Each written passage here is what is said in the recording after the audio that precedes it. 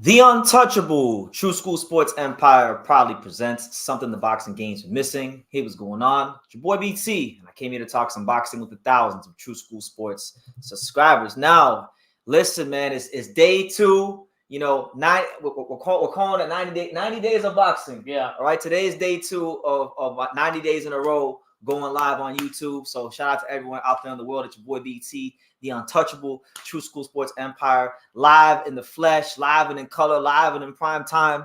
And you see who's here. You see who's here because there's gonna be a lit live. It's a man that really needs no introduction, for he's known the whole world over, city to city, state to state, continent to continent. It's the one, it's the only. It's Pops. Welcome to the live, all True School subscribers. And make sure you hit that like button, subscribe, chat, everything, and let's get the show on the road. So listen, man, we got a really good live plan for you guys today. You know, shout out to Gervonta Davis. He's the inspiration behind today's live. And I want to, before I even get into the live, let me just say that anything we say about Tank, I don't dislike or hate Gervonta Davis. I'm actually quite a big fan, but I got to call a spade a spade. He's got to be content to knock people out in the ring and do his best. I got to be content to tell the truth here on True School Sports. So all I am is a messenger and someone here to talk about boxing. But before we get into Gervonta Davis and Leonard Ellerby and what was stated between all of them, you know, first and foremost, make sure you smash that like button, subscribe, super chat, support the channel, all that good stuff. And listen, man, program reminders for you guys. So just a couple of program reminders for you guys. Tomorrow I'll be live again with and it was confirmed today. I'll be live with Miracle Boy Boxing, you know, upcoming YouTube channel. We'll be live tomorrow night, talk boxing. Tuesday morning, I think it's like 4 a.m. in the morning. We'll be live for Ken Shearer versus Carlos Conde Salas. That'll be live, and it's gonna be great. And in between all that, there's gonna be boatloads of content dropping here on True School Sports. And then also the next Saturday, the 27th, I'll be live for Jaime Munguia versus John Ryder. 4 days after that, I'll be in Plant City for the Angelo Leo Mike Plania fight. 3 days after that, I'll be in Las Vegas with Pete Dobson versus Jermaine Ortiz. And then 5 days after that, I'll be in Vegas for Teofimo Lopez versus Jermaine Ortiz. So action-packed schedule here on True School Sports. So like a couple of days off. There are no days off. Greatness has no days off. That's right. Don't you ever forget that. Don't you ever forget that. Be professional. Professional here. But nonetheless, shout out to everyone here. Let us know where you guys are watching from. And let's go ahead and let's acknowledge some of the people that have already chimed in and made their presence in the comments known. Definitely. We got David Esther in the building. He said, I went on Subriel Matias' Instagram and he said he had a fight with Tank Davis in negotiations. You know what? Let's do that. Let's test that out. Let's see if Subriel Matias actually said that. No. He said Subriel Matias, and he said Subriel Matias has a fight with Gervonta in the works. So I'm gonna go check that myself. Let me see. What did he say? I don't see it. I don't see where he said that. You gotta read the thing. See, do you see it anywhere? No, but what's in English or in Spanish? Hold on. Let me see. It might have wrote in Spanish. Let me see. Oh, you translate it? No. It's just he gets reposted a bunch of stuff, so I don't see where he said it. So if you could send me where he said that, I don't see it. But wait, hold on. I think it's. Oh, never mind. He said, you're wrong, David. He didn't say that there are negotiations. He literally said, and it's right here. I saw the post, one of the stories. So it's right there.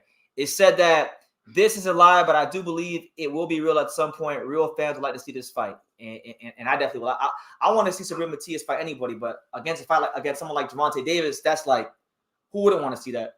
I mean, at some point, I don't know, you jumping into Davis or what, top first subject. Where'd you go with the comments right now? Oh yeah, okay. I'm just gonna say bluntly, he needs to step up. This year, 2024, Davis needs to be fighting some real champs. Well, me and Tank are on the same age. He's 29. Mm-hmm. He'll be 30 real soon. I'm 20. I'll be 29 really soon. Yeah. So Tank needs to really go ahead and I think step it up. You know, he's good enough to where he could fight the Devins and the Shakurs and the Subriel Matias. He's that damn good. So there's no reason to have a witness protection program from any more or coddle him. He's good enough on his own. He just gotta step up. And I like him. I like him. If he wants to fight and step up, he needs to fight. If he wants that legacy like he says she does, then so be it. But don't come out here making excuses because the turkey man is gonna make sure you get taken care of. Larry says, that's sad, bro. Tank is looking like a hole.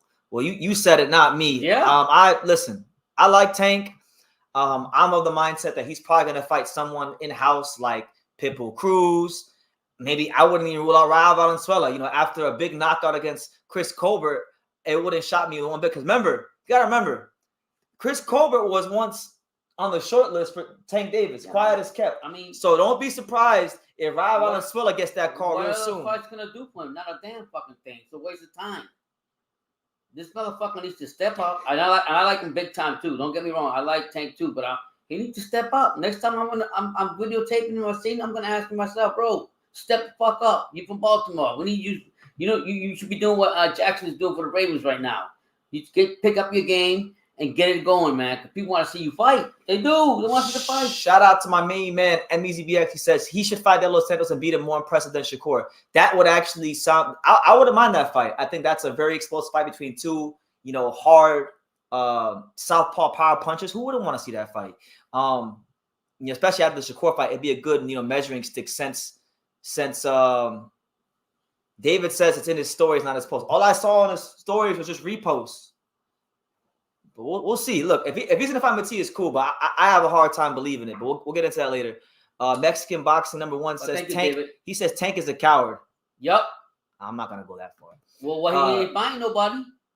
He can't even leave the state right now. He's his own. He's on house arrest. Okay, that's his problem. Before he got in trouble, he could fight whoever he wanted to fight. I don't make Shakur's performance against Edwin killed the Tank fight. Now no one wants to see Shakur versus Tank. Yeah, look, I think Shakur needs to build the buzz back up for that one, but nonetheless, let's get into it, man. We've shook our proverbial hand. Shout out to Big Supreme. He says Teofimo Haney and Shakur hasn't even fought each other yet, but nobody's telling them to step it up. Teofimo fought Lomachenko and Josh Taylor. He already fought Lomachenko and Josh Taylor.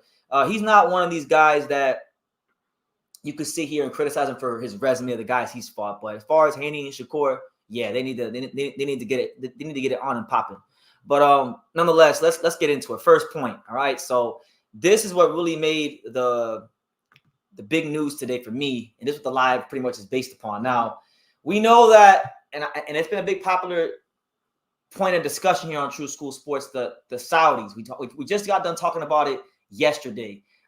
His Excellency Turki Al-Sheikh. He's trying to make a splash in boxing. He's trying to really, really bring the big events to his country. And I've said, look, the good thing about it is he's not like operating from the same point of interest as a lot of the American promoters. Mm-hmm. They will pay money. They don't even mind losing the damn money. They just want the big events, right?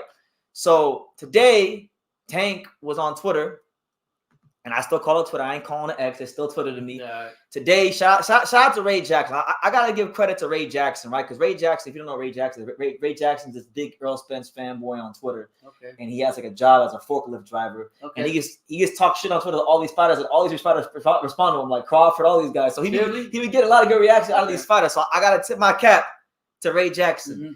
Here's what he said about Tank Davis going to Saudi. This is Ray Jackson right here. He said, motherfuckers really think that Saudi is about to take over boxing. And until I see Tank Canelo over there in multiple events here, we ain't got shit to be worried about. You can't take over a sport without the biggest stars on board. And Tank said, they made me mad. If they want me, they got to send me something to my front door, like 2 Ferraris or something. Like I said before, I even think about going over there. So you heard it. That's not fabrication. That's not me hating. Yeah. Gervonta Davis is saying that before he's to fight Devin Haney in Saudi Arabia, he needs 2 Ferraris at his door. So what do you guys? What does the chat make of that? What do you make of that, Pops? First of all, what is he talking about? They making me mad. Like, what are you talking about, Gervonta? The bottom line is you're gonna get all the money you want, and then you can have all the Ferraris, all the pretty ladies, all the honey, all the pools, whatever you want. Once you go over and get that money, makes the fight. Don't make excuses. You're going to make your money. You can have 6 Ferraris if you want. We got to remember, one thing about Tank is I don't know why he's mad. He's actually one of the few American fighters. He might be the only American fighter at this moment in time who you could truly say is a box office draw in this country. Like his fights actually, do numbers at the gate. They do on pay-per-view as well. So he's not used to things being dictated to him because he's normally the one, along with Leonard Ellaby and Al Heyman, dictating to others. So that's why I think he's saying he's mad. Okay, well, I'll put it like and you know what? In fairness to Tank, I've seen this when the Saudi Arabian World Cup team, when just for those of you out there who don't know, Mm-hmm. when the Saudi Arabian soccer team beat Argentina in the World Cup, yeah, the whole team got Rolls Royces. So 2 Ferraris. You know about that? No, The whole team got look. So 2 Ferraris. They can do 2 Ferraris. Listen, man, they can send the Ferraris. Listen, man. Pull his car, Saudi. Listen, come on, Turkey. Listen, I'll tell you right now, the Saudis got more money than Floyd, than Al Heyman, and all them motherfuckers over here. No disrespect to them, but what I'm getting at is. So I'm saying, well, send the Ferraris. Money, because when I was in the service, they were gonna give all of us. If it wasn't for the president that said no, they were gonna give us a big bonus. Each, like, do you remember the numbers? What was the number on the bonus? I don't remember how much it was, but it was gonna be. Was it 6 figures? I don't remember exactly. Okay, it was good enough for me to say, I'll take it right now. 10,000 for each soldier, whatever. They got so much money. So my whole point is, you can still be the A side or B side over here, or whatever you want to call it, but over there, you're gonna have to fight from what Turkey's saying, you're gonna have to fight some real people. If you're gonna make a card, make them a big name. So Tank, go there and make that money and get yourself 6 Ferraris. They got you. So look, all I'm saying is, look, I know on YouTube, but I do agree with what you said though. What? And I have to say that he brings his time when he does fight Gervonta, and he sells. Yeah. Because we have who else we have right now in that's America. from America. Yeah, it doesn't really happen. I really like, and he's young, but the guy we call here the great heavyweight. We wanted to be great. The coming heavyweight. Jared Anderson. Yeah, if he would just go ahead and got his act together, when he was matured a little bit. Man, I would love to see him. Like, I think he would be big, but besides that, I don't think he has nobody the way he's done it. And then by Ellaby's gonna say that took years. It didn't happen overnight. That's just a flaw. He says because when Mayweather was Ellaby said when Mayweather started, he didn't just start running away. I call bullshit on that though, because you do? Yeah, I remember clearly when Tank fought for the world title. I think it was like 2017 or 2016 against Pedraza. It wasn't even for those of you who don't remember. That was the co-main event. That wasn't even the main event. That was the co-main event of James DeGale versus Badou Jack. And I remember when he went into the ring for that fight with Pedraza, he had the loudest ovation that night. So he was a star back then. Wow. And the reason he was a star back then was because he had a luxury that no fighter to that point had ever had in their career, which is having that Floyd Mayweather co-sign from the jump. Like I'm talking like when he was like 7-0, 8-0, 9-0, Floyd was talking about this kid, Gervonta Davis. So my thing is he's been afforded a lot of luxuries that most fighters haven't been afforded, right? Because of Floyd, he's had that stamp of approval. Because even people who don't watch boxing, they may not know. They might not even know Tank by name. They might say, "Oh, the dude with Floyd with the knockouts. Oh, he good. Oh, he real good."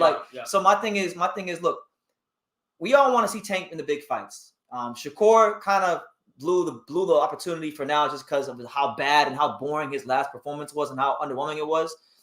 But the thing is, Devin Haney put on a freaking clinic against Regis Prograis. Yeah. And a lot of people out there, especially if they were to fight above 135, which I don't think they would. I don't think Tank would go up to 140 to fight Devin. I think if that fight was to happen, Devin would have to come out at 35, which Devin said he would. Right. So my thing is, even with that, people think Devin would beat Tank. His Turkey Al-Sheikh wants Devin Haney and Tank in Saudi. And my thing is, look, Al Heyman. One thing you can accuse Al Heyman of a lot of things. You can accuse the PBC of many things. But one thing Al Heyman is, he's a shrewd businessman.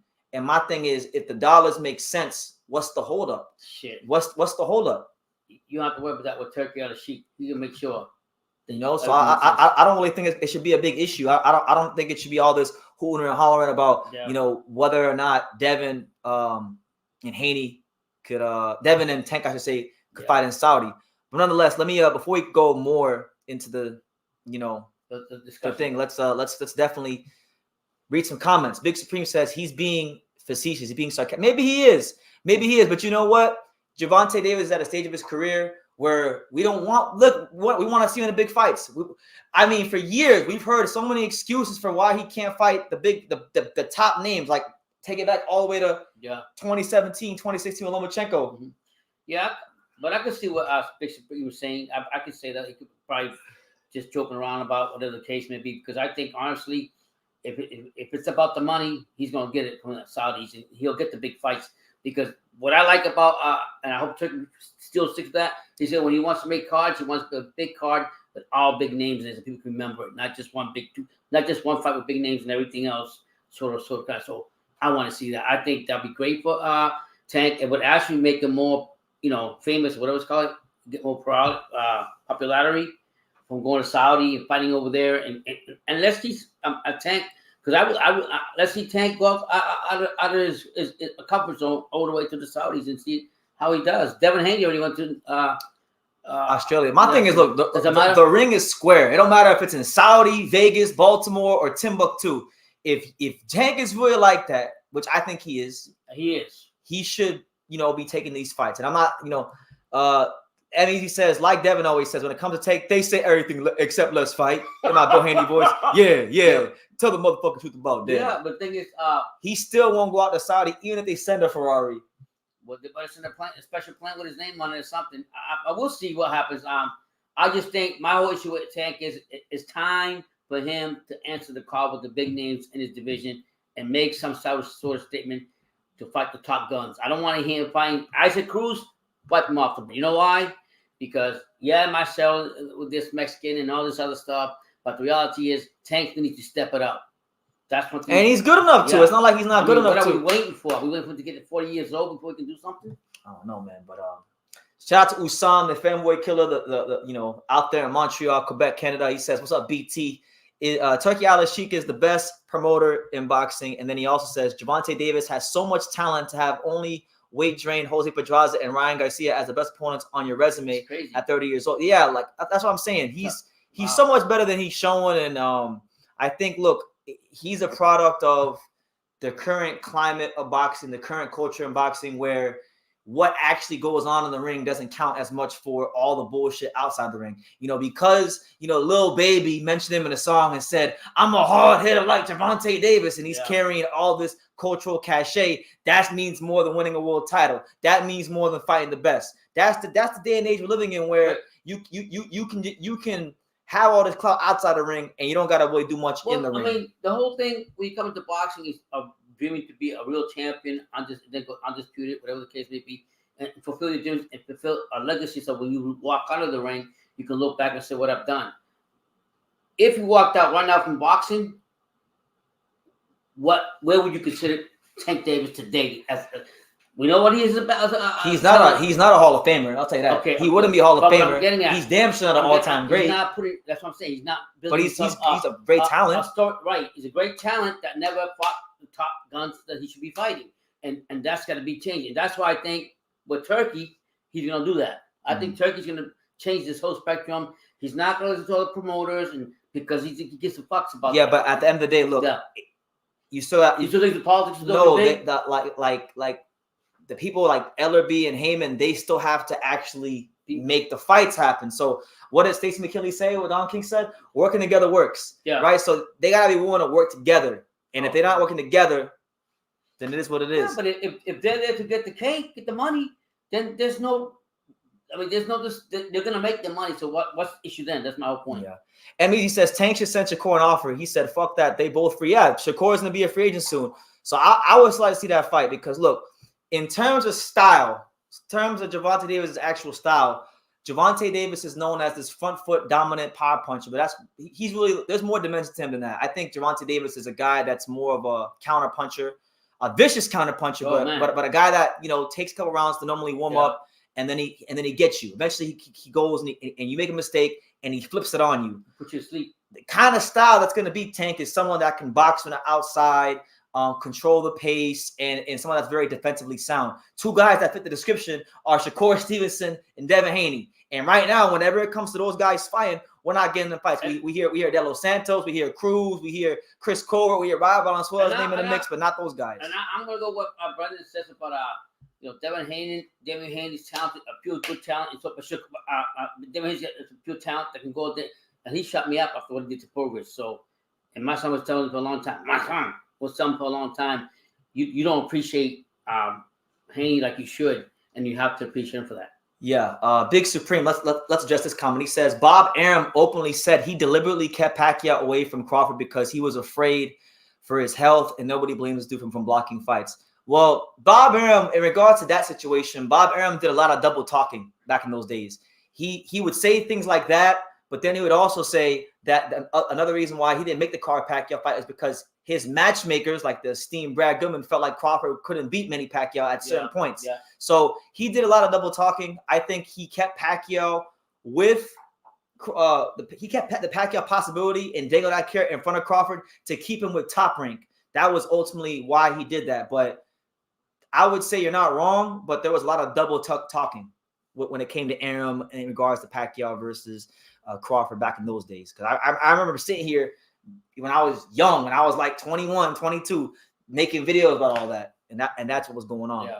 But no, Bob did say that. But what I'm telling you is Bob said a lot of things. Bob said that, and then Bob would go in other interviews later on and say, "Oh, well, my matchmakers don't feel confident that Crawford could beat Manny Pacquiao." There was an interview where he said that. I remember it. So, nonetheless, let me go back to the screen share because there's a lot of stuff to unpack with Tank and what he said with the Ferraris.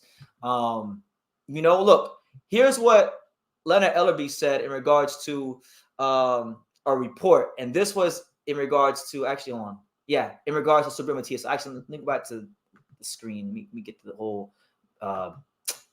Here we go.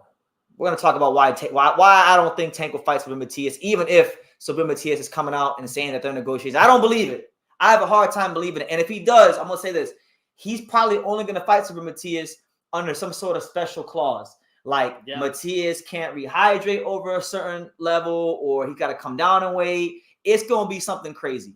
Mark my words. Damn, if he was able to go up to 147 fight Barrios, why can't he make 140 easy and 40. do that? It was 40. What was Barrios at 40? It was at 40. Okay, Yeah. 140. So he actually won the regular title. Okay. But back to this. This is a report on Twitter earlier in the week, and basically someone had reported that Tank is gonna fight Subriel Matias on this March 30th date that's being floated around out there for PBC's first call on Amazon Prime. Mm-hmm.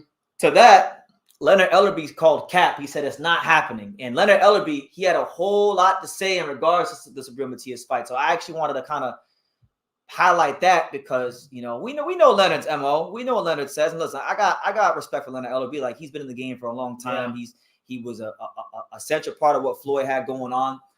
He definitely knows a thing or two about the business of boxing. But it's been so many years, and every time the fans ask, and I remember as like far back as 2019 when Tank was going back and forth with Josh Taylor, he always uses money and the fact that Tank actually sells to not make fights happen, when really that should be more of a reason to make the fights happen, right? Mm-hmm. So my thing is this. Here's a couple things that Leonard Ellerbe had to say about Gervonta Davis. So this is one tweet. So this is actually a picture of Tank at the Ryan Garcia fight, and that's Devin Haney looking on at Tank Davis.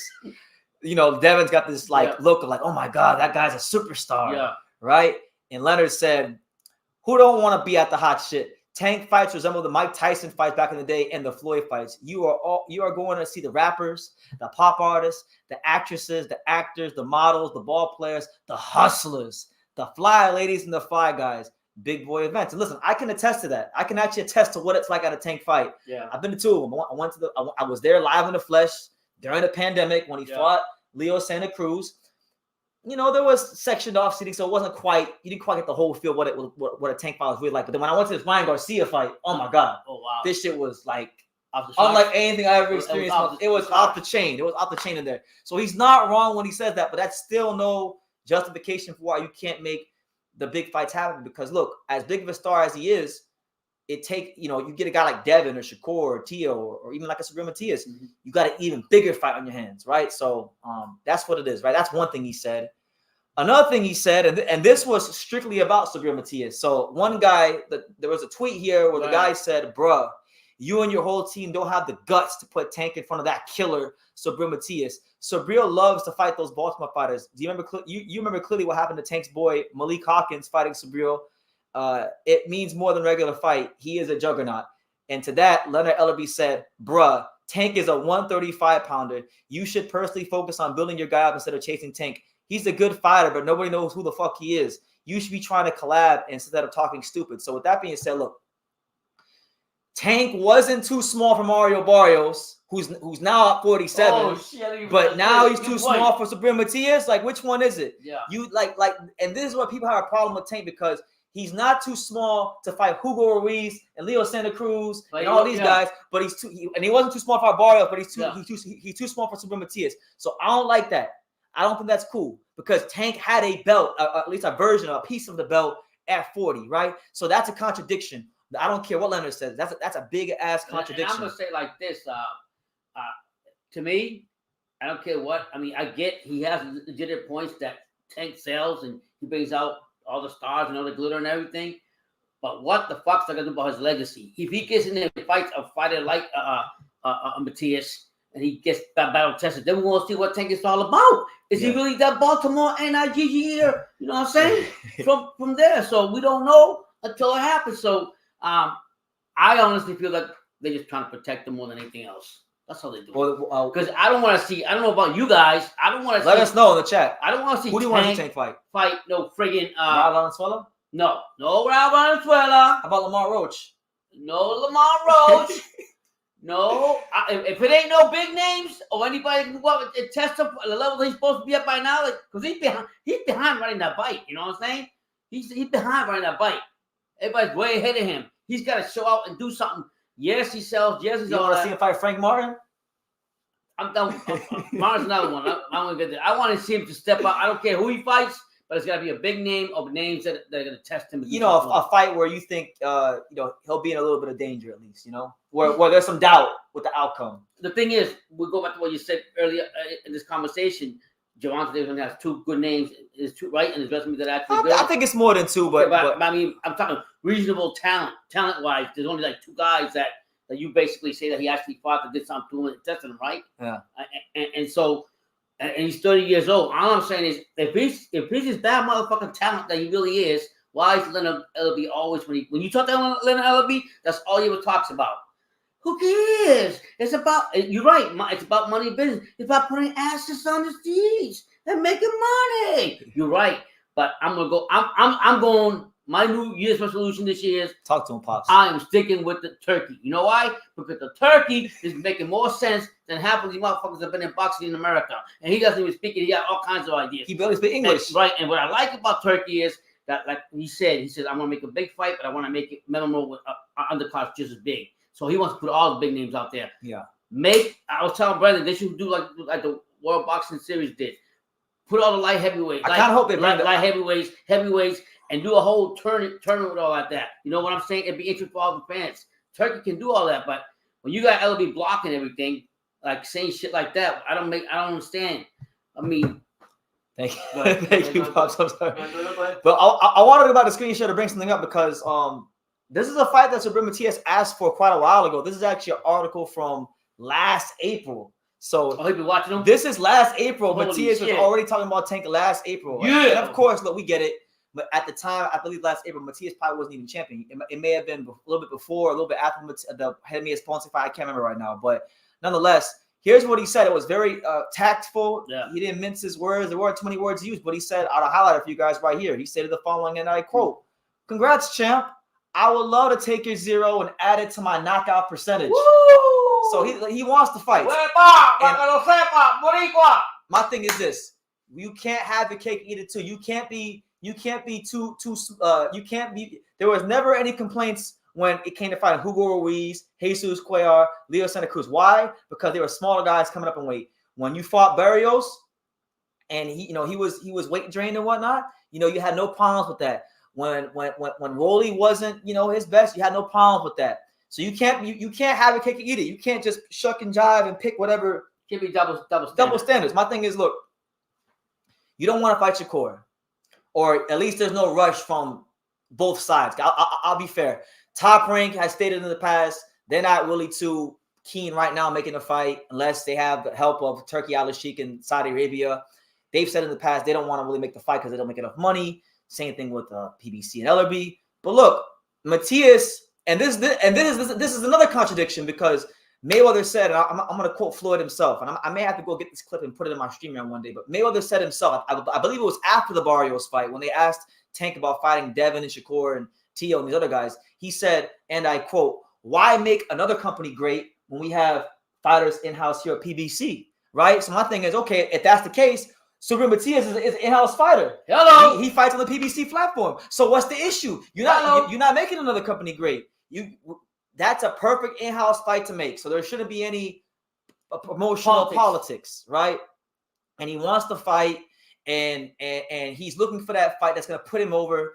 And look, I'll tell you right now, if Tank go in there and he fights Subriel Matias, that's gonna be, big on his resume, because right now, look at all these guys at 140. Regis Prograis didn't want no smoke. Richardson Hitchens didn't want no smoke. A lot of guys didn't want no smoke. And this is why, as much as sometimes I get pissed off Lopez, Teofimo. You know what I like about him? When the fight came up, they talked a couple weeks or months before they wanted the fight made. What they're doing, they're negotiating the fight now. So he's willing to go out there. He's not saying, well, I'm going to wait months and I'm going to wait this.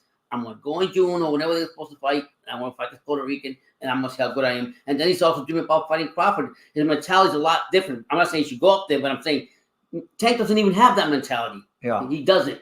And you got to have that. So, in regards to Matias, it's like, man, how am I supposed to believe? And obviously Leonard already came and he deaded that in the water. They're not going to fight each other. But even if he didn't dead it in the water, and Matias is saying now on Instagram that they're in negotiations for a fight, how am I supposed to believe that it's happening if Gervonta Davis has followed the latter stage of Floyd Mayweather's career, and he's always in his whole career, he's always fought the lowest risk for the highest reward. That's been his MO his whole career, and he don't got to do all that. He's good enough on his own where he can fight the top guys, fight the best fighters, and beat those guys. He's that good. He's a special talent. He's a special, really amazing fighter. Yeah. Anybody who sparred with him, anybody been in the ring with him in the gym, they know this about him, right? So you don't need to do all these play all these, as my buddy RIP to him, my boy Charlie would say, all these tacky games. You don't got to play all these tacky games, Mm-hmm. So that's just where I stand on the whole matter. We'll get to the comments in a second, because I see we got a whole lot of comments, but make sure you smash that like button. It's your boy BT. We got Pops, the untouchable True School Sports Empire. Yeah. It's the second day in a row. 90 days of boxing. We're going live 90 days in a row. We don't get tired. We get better. We don't get tired. We get money here on True School Sports. So good to see you guys.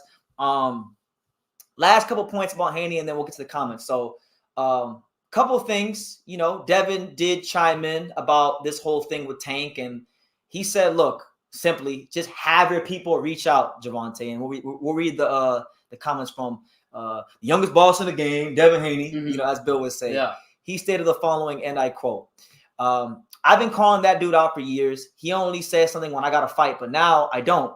We can fight now wherever he chooses. He then went on by saying, where's the other quote? Where is it? Yeah, he then went on by saying, he said, we don't know how to get in contact with him. Well, have your people reach out, Gervonta. And look, I'm going to tell y'all this. Any fighter who says, I don't know how to get in contact with another fighter's team in boxing, it's complete horseshit, because I'm going to tell you guys this. The boxing world is this small. There's people that I know of, or kind of know, I know about or know of, and I never met them in real life, just because boxing is that small. I know someone who knows someone who knows someone, right. And vice versa. I'm sure there's people that know things about me because they know someone who knows someone who knows someone that knows me, because that's how small the boxing game is. And I'm not talking about the fighters, I'm talking about the media, the managers, every facet of boxing. The boxing world is very, very small. So anybody who's saying that is kidding themselves, or they're just being lazy. So my thing is, I think Devin would fight Tank if the opportunity presented itself. I think Devin Haney, you gotta look at his career. And look, I'm no Devin Haney fanboy. I'm not like a lot of these channels here on YouTube. Respect to all the other content creators, but I'm not no Devin Haney dick rider. He's a fantastic fighter, and I think his career has shown. If you look at his history, his career, he's shown that he's the only fighter in his age, at his age, that's fought on Showtime, that's fought on DAZN, that's fought on ESPN, that's had that contractual freedom to move how he wants, and that's down to the job his dad Bill Haney has done with managing his career. Mm-hmm. I think if the opportunity presented itself, Devin would fight Tank. I think really when it comes to this situation, Tank is, for better or for worse, the A side, right? But the caveat, like I mentioned earlier, is the fact that Saudi has come into boxing and they're willing to put up the money. So it's like, will Tank and Leonard LB and the PBC, will they put their egos aside and go ahead and make these fights happen for the fans and for the legacy? And look, it's funny, right? Because this is Tank from about 7 years ago, back in 2017. This is Tank was saying about Devin in 2017. He said, Devin is a young bum that spars bums and puts it on the internet, and he's using everybody's name to get on. Fuck out of here.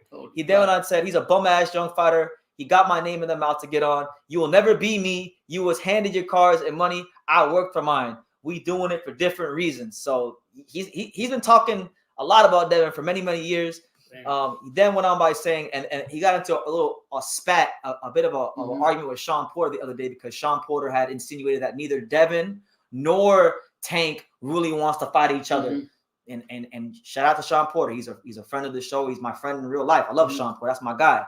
But he said, this is Tank the other day. He said, now ask Sean this question. If I beat his ass in the gym and he was over 147 pounds, why would I be scared to fight an MF with just a nose? Shit just not adding up. And he's talking about Devin Haney. Yeah. So it's a lot of talking, right? I mean, and you don't got to do all this talking, because I just say talk is cheap. Your actions speak louder than your words. Stop all that back and forth on Twitter. Stop all that bullshit. And just like Benu says, when they come out and say they can't contact each other, both teams or any teams are full of shit. Okay, especially if you've been in boxing that deep. So that's just an excuse or lame just to stall whatever thing it is. Don't say you don't know. All of a sudden you got Alzheimer's and you forgot. Come on, man. And this is funny. Everyone's like, this how I know I'm doing a good job, because this guy said you sound like a Devin Haney. I'm not. That's why it's funny, right? I've been called a Devin Haney hater, a Tank hater, a Ryan hater. No, you hate I'm just telling y'all the truth. Like, I'm telling you exactly the truth about the Devin and the Tank situation. Listen, if it never happens, it is what it is. Why ain't y'all calling for Devin to fight Subriel? I have. If you go back and you look at my video archive, I have. I've criticized every. I've literally said Regis Prograis, Devin Haney, everyone at 40 who has a belt or has had a belt in the last couple of years. They've been disgraceful. Go check the archives. I've been doing that. But this live ain't about that. This live is about what Tank said in regards to Devin. This live is about what Leonard Ellaby was saying to Subriel Matias, and that's why I'm talking about that. Yeah, I mean, guys, let's be real, man. We grown people here with adults, with all due respect. Don't get your feelings hurt or get sentimental about your shit. We're just talking boxing. You have your point, but don't sit and try to, throw words in our mouths that we talk about. We talk about all kinds of fighters. We don't dick ride nobody. That's the last person he respects his dad, Mr. Bill Haney and Devin Haney, but he does not dick ride nobody. The Saudis called Tank's bluff, and they said, we'll give you the money. Exactly. They did. So all this, what's the holdup? It's funny. You ninjas in the chat complaining about PBC, and this is Hyro. You niggas in the chat, you ninjas in the chat complaining about PBC. Just wait for the rollout. They can't get PBC out of the mouth when PBC is doing anything. There you go. Right on time. I was right on time. Desi Sanchez says Subriel Matias has 2 countries behind him, Puerto Rico and Mexico. It will sell. That's right. We'll see. We'll see how. Listen, I just hope that the PBC and the people that administer his career get him to start fighting in like Puerto Rican markets so he can build his fan base. The bottom line is the money's there now. There's no excuse why fights can't be made. The money's there. Matias is calling out Devin, who's in the weight class. Let's talk about that. Well, I talked about it before. He called him out. Bill Haney was capping, saying that he needed to speak to Peter Khan about the fight, or he called Peter Khan. Peter Khan doesn't represent Matias. All that stuff you're talking about, I've already had videos about it. I rebutted all of it. So I'm not these other people on YouTube. I don't know who you think you're talking to, champ. It's the homo boxing. We cover it all. Next Gen Combat TV says 2023 Ferraris only cost $500K. Turkey's gonna definitely send 2 to his front door. And listen, we gonna see. Harold says, finally, you're talking about American fighters, man. No UK or Japanese. You don't need BoxRec only when it comes to Japanese boxing. Nah, I mean, look, I need boxer for some of these dudes that Tank and Haney be fighting sometimes. Salute to BT and Pop. Shout out to Carl. We see you, Carl. Good to see you. MEZBX presents a nice little fight here. Now I think this is actually kind of unrealistic. Yeah. But he says, imagine a Tank versus Gary Anton Russell in the DMV area. Yeah, that's good in theory, but the thing is, Gary Anton Russell, he's kind of in the same boat as Brandon Lee, who he's a talented 140-pounder. He could definitely mix it up with some of the biggest and the best names in the division, but unfortunately, they're just not moving him. Like he's not getting fights. I know they've said that he's turned down some fights, so I don't think they let Tank move up to fight a guy like him because there's more money in that fight. I think a more realistic fight, if you want to talk about DMV fights in-house, or not in-house because this guy's a free agent now, but I think Tank versus Lamont Roach is more realistic because that's a smaller guy coming up, and that's what they normally do. They get the smaller guy to come up and fight Tank. Yeah. So that to me, that's more realistic. You know. Let me see. Let's see. Was Ryan a 135 fighter when Tank fought him, Leonard? Well, no. Ryan, right before he fought Tank, had fought Javier Fortuna at 140, and that's why they drained him down to 36. I think it was 136 pounds they fought at. But that's Ryan's fault. We're not gonna blame Leonard or Tank. Ryan decided on his own to take that, and he listens to the wrong people, and that's why things played out how they did.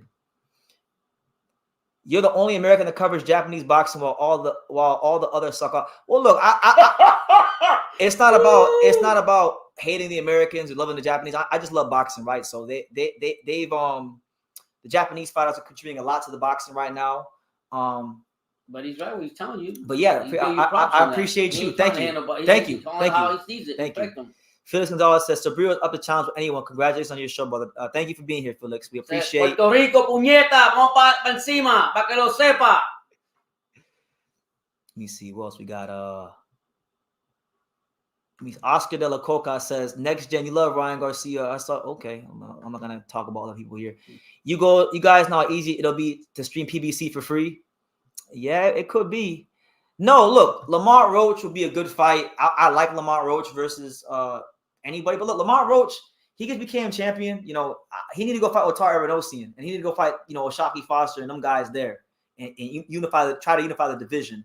You know, Tank and him, that fight wouldn't surprise me. I asked Lamont Roach about it myself when I interviewed him at the WBA convention, and he said that he'd be open to it if it happened, but it's not like something that's immediately on his radar, you know? He said Gary Anton Russell wants Subriel Matias. Well, I hope so. Look, it'd be nice to see Gary Anton Russell against somebody because Gary Anton Russell, he beat Victor Postal, and he hasn't really been fighting a whole lot since then. And that's unfortunate because Gary Anton Russell is a tremendous talent, great hand speed, punching power out of the southpaw stance, has a good attitude for boxing. I wouldn't mind them matching up Gary and what's his name? Brandon Lee. Yeah, that'd be a good fight. But nonetheless, that's kind of my thoughts on Tank versus you know, if the Matias, Haney, and all that stuff. So I'm pretty much gonna dead it in the water there. But if y'all got anything that y'all want to say, yeah, it's all good. If y'all got anything y'all want to say about that, leave it in the comments and I'll get to it. LS Legend, shout out to him, says Lamont Roach versus who? They better not move him up. I think if Tank was to do a fight in the DMV against another DMV fighter, it wouldn't be against Gary Russell Jr. It would be against Lamont Roach. But I want to see Lamont Roach fight his WBA mandatory challenger, Otari Renosian. If you don't know who that is, go do your homework. Yeah, that's all I'll say. You cover Japanese boxing, but why don't you cover New Japan Pro Wrestling?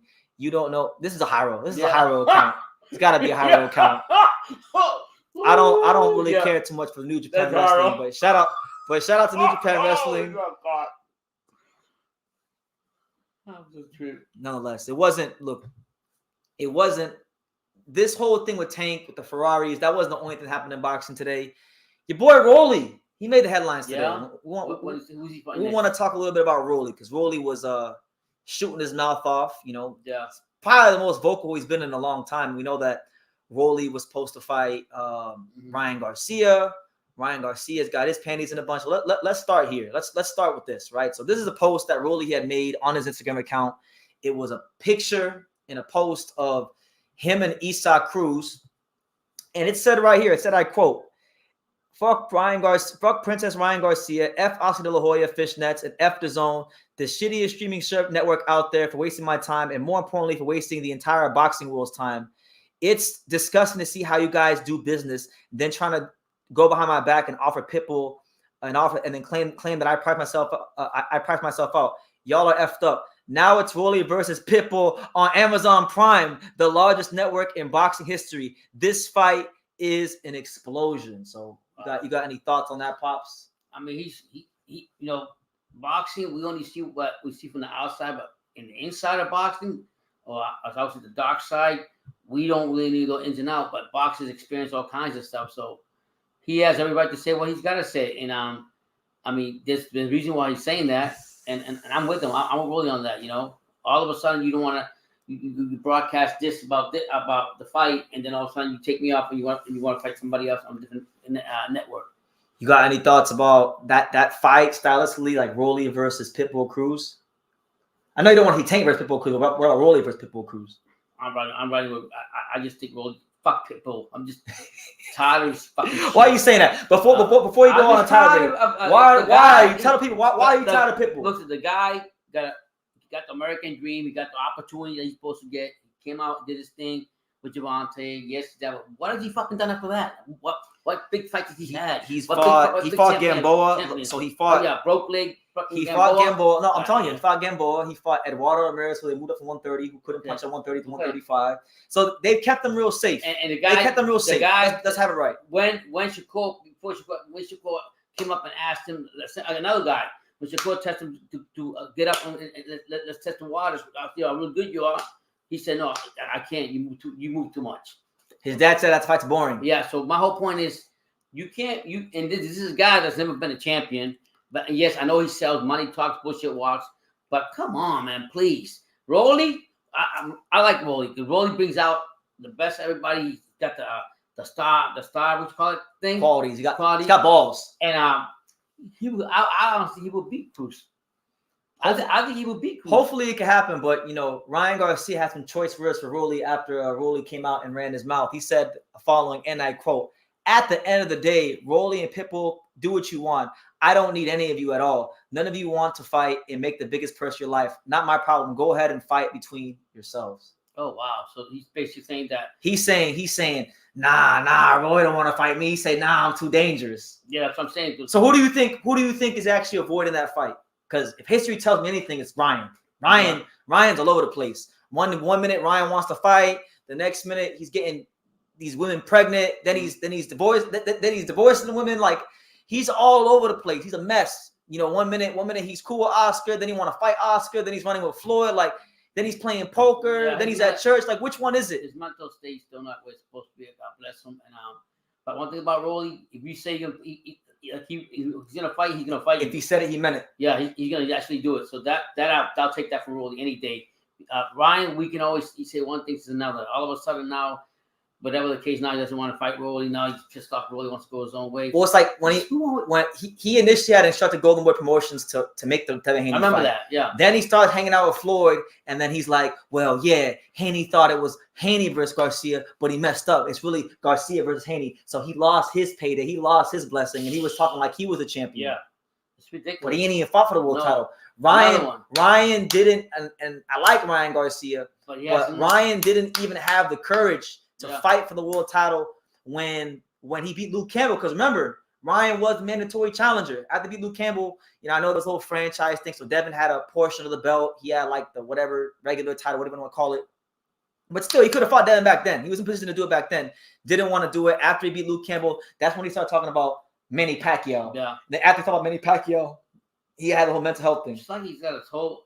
So he's all over the place. I mean, and I hope he finds some peace in his life. But I do like Ryan Garcia. There's no ill will towards the man, but like, come on. Don't sit there and throw rocks at somebody when you're throwing five at yourself. And then look, Oscar De La Hoya, he had a lot to say to Rolly. So this is Oscar De La Hoya. He said, "Man, what the fuck, bro? Talking shit about me? I have nothing but respect for you. I offered a shitload of money to you, and you turned it down. Go fight Pitbull for pennies, bro, and good luck." And then Rolly said, "You should thank me and trademark Oscar De La Fishnets. You're welcome." And then he said, and then he put in the comments, he said, "Al Heyman is greater than this drug addicted con man." And he said, "Amazon is better than DAZN." So basically, he got possessed by the spirit of Hyro and said, "PBC." Yeah. He said PBC. Crap. So that's where we're at with Rolly, and it's an interesting state of affairs going on. Yeah, but then but let's be clear on that. If Oscar really said that to him and offered that money, probably Rolly did turn it down. Because, but then again, we don't. I'm sticking with Rolly though. As far as who I really trust, or I feel like the way to carry out the things, I think Rolly doesn't just say things to say it like with the promoters like Oscar, so forth, so forth. Now, B Supreme saying there's plenty of criticism for all these boxers. Be consistent across the board. And then he said, I'm just saying, criticize all these dudes. I have. If you look my track record, I have criticized all these dudes. That's why I've been called a hater of every single one of these fighters. And truth be told, you can ask Cairo, who talks to me more than anybody on this whole stream. Cairo, tell them in the chat, how many times have I said F the entire 135, 140 division, all the big names? How many times have I said that? Let them know in the chat, please, because, you know, I just hate the politics of this weight class. But I'm talking about it because, look, if I don't talk about it and I talk about things I actually want to talk about, y'all will say, BT, what do you think about Devin and this? And so I'm going to get asked this anyway, so that's why I'm talking about it. It ain't for me. It's for you guys. Yeah, I'll tell you what, and that comment right there, what you're saying, Big Supreme, what you're saying, he just ran down, just took a picture. You're talking about Teal walking away. Oh, he's talking to these dude in the chat. Yeah. Okay, all right. Thank you for clearing that up. Yeah. Okay. Thank you for clearing that up. I appreciate that. Okay. And Harold said, look, I said it many times, so yeah. Thank you, BBC manager. Yeah, but what were you saying about the running down on Tio? The comment that the Big Supreme made about that, he ran down, took a picture, but because I mean, to be honest with you, Teofimo just looked up. I don't have to waste my time. I know what I can do in the ring. What can you do? To be fair, right? I like Teofimo, even though he don't embrace it all the time. He is still one of Southfield's very own. Yeah. But I can't be biased. You know, that was a fight when he first got the 140 before he signed to fight Pedro Campa, which, by the way, was like a cherry picking from hell. The Top Rank wanted to make Teofimo versus Honor Barbosa at the fight where Teofimo fought St. Martin, the Spanish guy. Sandor? Yeah. I think he was there. He might have been, but they were trying to I'm saying even before all that, before Sandor Martin, before he was a Golden Boy. I'm talking about when he fought Pedro Campa. You probably remember the Pedro Campa fight. Yeah. The Pedro Campa fight was the fight right before Sandor Martin. Before that fight got signed, they were trying to make Teofimo versus Barbosa. Top Rank was trying to make that fight happen. And Barbosa said no? No, it wasn't Barbosa. Teofimo? You know what? And I'm going to go on this for Brandon because he was telling me, your dad, do your homework before you talk about Barbosa. I'm no Barbosa fan, but he's a good fighter. He was telling me, do your homework on Barbosa because, you know, you sit here because you watch one fight and you already want to throw him in the trash can. And what he was telling me, what he was trying to make you understand is that Barbosa is one of those fighters that he gets up to the big fights. He gets up to big fights and he's not afraid to go anybody and fight him. So give him respect and watch more of him before you just keep talking shit about somebody. Oh, man, Wayne Robertson, he ain't pulling no punches. You see what he said? Yeah, that's right. You see what he said? Yeah. Shoo Bang says, yeah, you're definitely the most non-biased. Yeah, I try to be, man. And look, don't get it twisted. I have my favorites. Like, I would say my favorite in these weight classes would probably be right now at 40. I mean, as far as the big names, because my favorite fighter at 140 is a guy that's not even a big name yet. That's my boy Eric Lances Jr. That's my favorite 40-pounder. Eric Lances, that's my guy. That's my friend.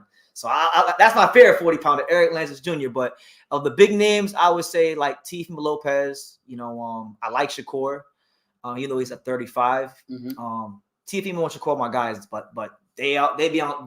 Everyone has been on some BS, and that's why American boxing is not in the strongest position right now. And that's why, you know, what they say, boxing is like the 14th most popular sport in the world. And I think in America, it's probably like the 9th or 10th. And a lot of that is due in large part because of all the politics. Hyro said, you like those midget divisions more than those divisions. And you know why I think those, I do like, I mean, I'm not going to call them that, but yeah, I call them the real weight class where the real killers reside. Because there ain't none of that going on down there. They get signed a contract. And it's not even, and you could say, oh, well, they have to fight because there's no money. But right, look, now you're in a way is getting offered $69 million to fight in Saudi. Ain't none of these dudes that you guys love getting offered $69 million to go fight in Saudi. So my thing is, he don't waste no time making this fight happen. And he making more money than all these dudes. Yeah. So because he's not worried about all that. He's doing what he's supposed to do, get in the ring and fight. So we gonna see. Now Hurricane Hank, he's talking about Zhang beats Parker and Hrgovic again. He never beat Hrgovic the first time, which means again, he never beat Hrgovic once. he never beat Hrgovic the first time. He tried to get you on these, but nonetheless, let me see. What I pretty much ran through everything I wanted to run through when it comes to like Tank and Devin and Shakur. So look, we'll go for like I don't know if you're tired, if you want to go, but you know, we'll freestyle for like 30 minutes. Y'all can ask me anything y'all want. Y'all got my undivided attention before I get up on out of here, because truthfully, this 90 days of boxing, you know, these 90 days of lives, gotta pace ourselves, you know. I'll be live again tomorrow, so it should be a lot of fun. How do you feel about Tank? I watched amateur fights. I feel like he can box better than Haney and Shakur. If you watch him in his amateur fights, oh my God. I don't know if you ever watched Tank's amateur fights, but man, his amateur fights, this dude was ridiculous. Yeah.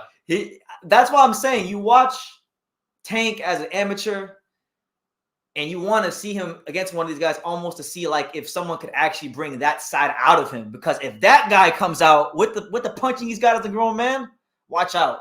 Stacey McKinley, shout out to Stacey McKinley, a great trainer, a good friend of mine for many years.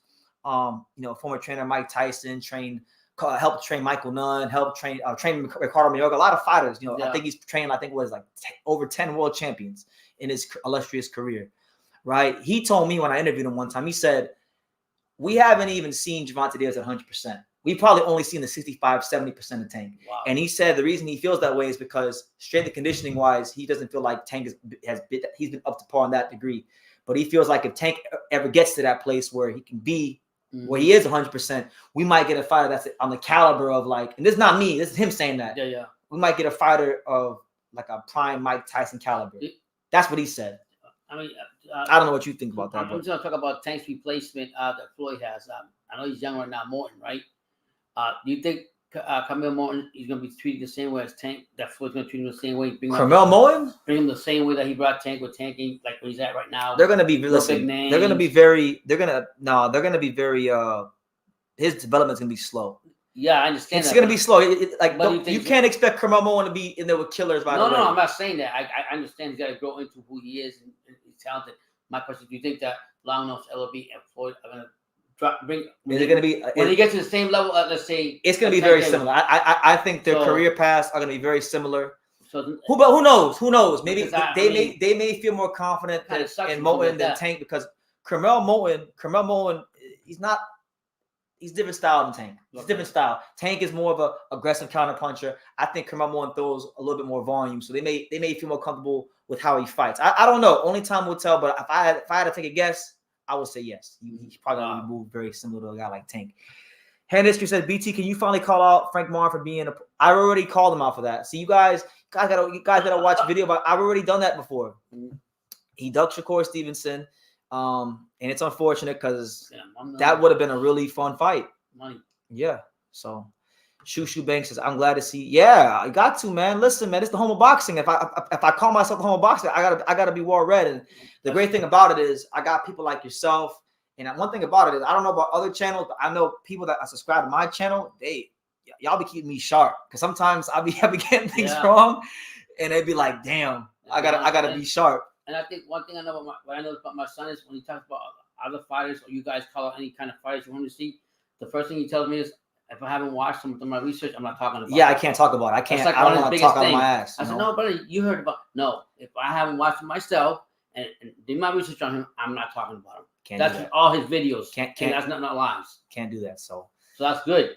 Yeah, and the thing is, boxing fans aren't stupid. Like if you don't know what you're talking about, you get undressed, you get freaking exposed. So I always joke about Canelo exposed. It's got BT can get exposed too. So I gotta stay sharp, and I'm glad you guys keep me sharp. Thank you. We got our first super chat on a live. Shout out to Shoo Bang. You guys know the drill. When the super chats come out, we got to show love to everybody. We got to show love to the viewers. We got to show love to everyone that supports the channel, and we got to show love to the unofficial sponsors of True School Sports. So, Big Baby Miller, we know you're going through some troubled times, but take some time to let people know who are the unofficial sponsors of True School Sports. Vienna sausage, cinnamon buns, Wonder Bread, Kool-Aid with no motherfucking sugar. There you go. Shout out to Drum Miller. He says, because we think so much alike, I F with this channel. Well, thank you, man. Appreciate it. I'm sure there are going to be some things we disagree on, but it's good to see that great minds can think alike and they do think alike. And thank you for taking your valued time and stopping by. Because, look, I just said this the other day on Instagram. I said, there's 1 million boxing channels out there in the world. So I don't care if it's for a minute, an hour, 10 minutes. Anybody who stops by, I got all the appreciate it. I mean, we're not gonna go in appreciation for you guys. Thank you, man. I can't begin to stress so much how excited I am for when I do leave South Florida and I do go to Angelo Leo's fight in Plant City, when I do go to Vegas, Pete Dobson and T.O. and all the content that's gonna be produced from now to oh my God, I can't wait. Thank you, man. They want to know who do I thought won between Loma and Haney. I haven't watched it back, so maybe if I watch it again, I'll see something different. But when I watched it live, I thought Lomachenko won the fight. And mind you, that was a fight where I wasn't even the most excited about it, just because I thought Devin Haney should have had more of his way with Lomachenko than he did. Mm-hmm. And so I was very disappointed. I mean, Devin did some good things in there, but I was still left a little wanting more from Devin. So I thought Lomachenko did enough to win. I thought he should have got the decision, but you know how boxing goes. The guy who's, not as young, who doesn't have the as much boxing left, he's not going to get a decision in that scenario. Yeah, it's about Haney. Do you think that Haney is going to dominate the 140? Do I think he'll dominate? We don't know. He got to fight the top guys. He's big, strong. I mean, he's proven me wrong the way he fights. His style is a good style, but I have to respect it. It's about time. It's about time he come around. Yeah. You guys don't understand. This guy, listen. I mean, this guy used to hate on Devin Haney. When he did the progress, I was like, if people gonna say, yeah, it was an old progress or whatever, I don't want to hear that. No, he that fucking jab. It was real talk, like you said it was. Yeah, I ain't gonna lie. Now, MEZBX is asking a really important, pertinent question. He says, "Is Zepeda versus Max Hughes an eliminator for Tank's Reggie belt?" It's interesting, right? Because that belt is vacant, so it's the IBF eliminator. You gone? All right. Yeah. So Pops is gone. Pops is gone for the live. God bless you guys. He put in his hour for the day, but you got any final message? No, God bless you guys. Keep talking boxing. Whether we agree with you or you agree with us, it's all good. Just come to the channel. Let's talk boxing. God bless you all. There you go. So Pop's going to go ahead and do what he got to do. But I'll still be here maybe like 20, 30 minutes. So get your questions in. We'll go. It's 11:32 right now. We'll go all the way to midnight. So we'll go 28 more minutes, and then we're at the live up. But MECBX says, is Zepeda versus Maxie Hughes in eliminated? Yeah. So that belt is vacant. Lomachenko is going to fight George Kambosos Jr. for the vacant belt. The winner of that fight is going to be the mandatory for the winner of Lomachenko versus Kambosos. So more than likely, I think it's going to be Williams Zepeda versus Lomachenko. That's what I think will be next. And the great thing is, if that scenario plays out, I kind of want both Maxie Hughes and George to lose, because then it would be in a position where Maxie Hughes could get a rematch of George Kambosos and right that wrong. Because I thought I don't know about you guys, I thought Maxie Hughes clearly beat George Kambosos Jr. So let's see who else we got. Let me see that Maxie. Yeah, I don't like that fight for Maxie. I would like Maxie to get a easier fight. I think stylistically it's a fight that is going to be extremely difficult on him. He's a guy that is a counter puncher, doesn't have a whole lot of punching power, not a high volume fighter. He's not going to have anything to keep Zepeda off of him, whether from a punching power standpoint or a volume standpoint. So I just think it's going to be a very tough ask for him. But I got all the respect in the world for Maxie Hughes. Like, he's been an overachiever. I remember when he fought like Jonah Carroll, when Jonah Carroll wasn't a good run of form, it upset him. He fought Kid Galahad as a slight underdog, upset him. I thought I beat George, so he's been good. You know, he was the IBO lightweight champion, so have some respect for the man, Maxie Hughes. Andre Dirrell is more talented than Anthony Dirrell. I think so. I thought Andre Dirrell was an underachiever. You know, Andre Dirrell should have probably achieved more than he did. He had great, hand speed, positioning, above average punching power, good, really skilled boxer, but just lacked in some other areas. And it's unfortunate, but I thought he ended his career on a good note, and it seems like he's in a good place now in life after boxing. So God bless him. I really did enjoy watching Andre Dirrell fight when he was fighting, and I did enjoy interviewing him a couple times I did back in the day.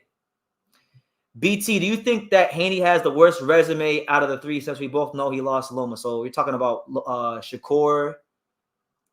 Out of who? Out of Shakur and Tank, like Shakur, Tank, and Haney, or Shakur, Tank, and Tia? Like, which three?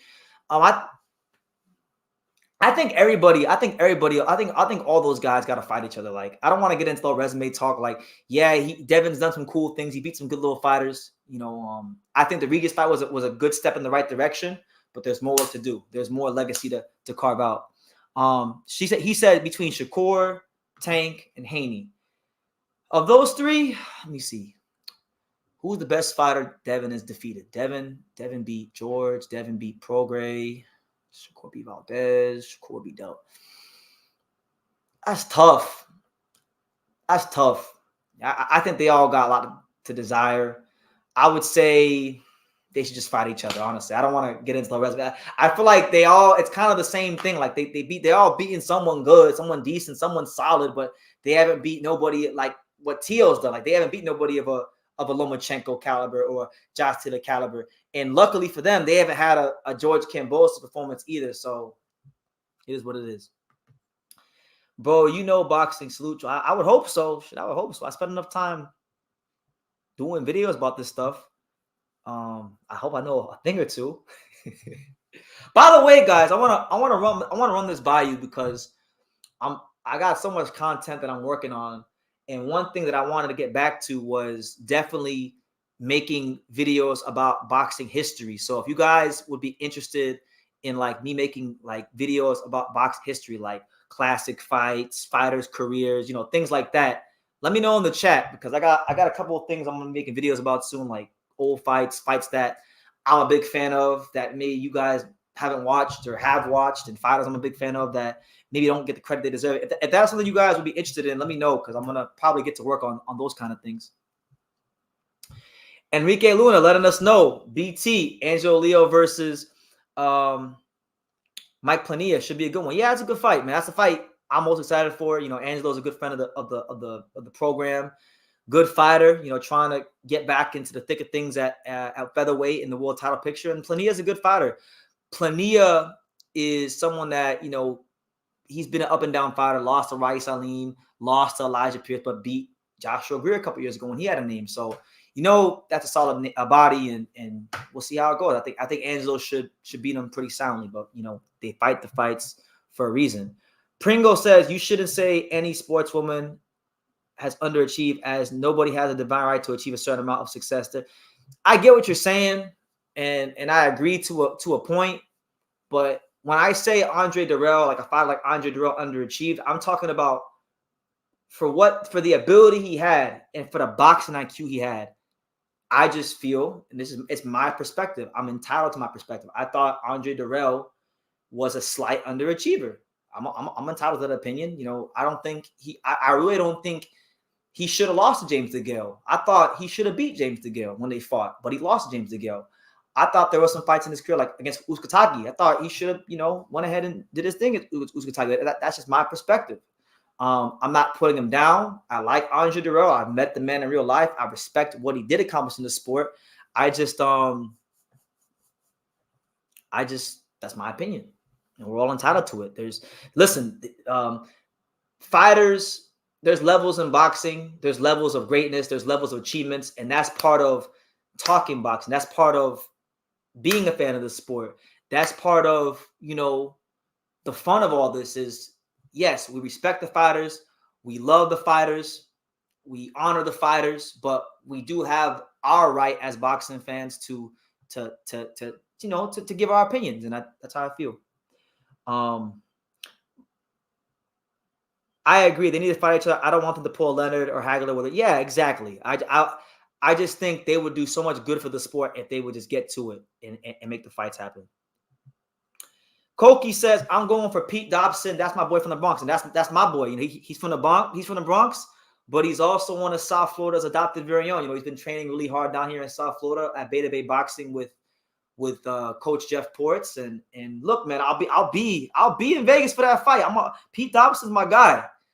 So I think he's a live dog in that fight. I think at the odds, he's like a plus 500 and at the odds. I might go put 100 down on Pete because I think that's a very winnable fight for Pete Dobson. Not to say that Conor Benn isn't good, but I just think Pete Dobson, especially if he's in shape, has the skills, has the boxing IQ, has the experience level to deal with the guys like Conor Benn. So we'll see how it goes. But that's a good fight for the division. BT, do you think Turkey is good at boxing? I think he cares less about the sport and more about reshaping the image of his country. Ngannou versus AJ is terrible for boxing. Lose fight. Yeah, I'm not a fan of that fight. That's a big event. Like that fight's gonna do big numbers. I like Turkey. I didn't like him at first. I'm a proud American, right? So I wanted to keep the boxing in this country. But I do like some of the ideas he's got for the sport. I do like some of the things he is saying, and we'll see how it goes.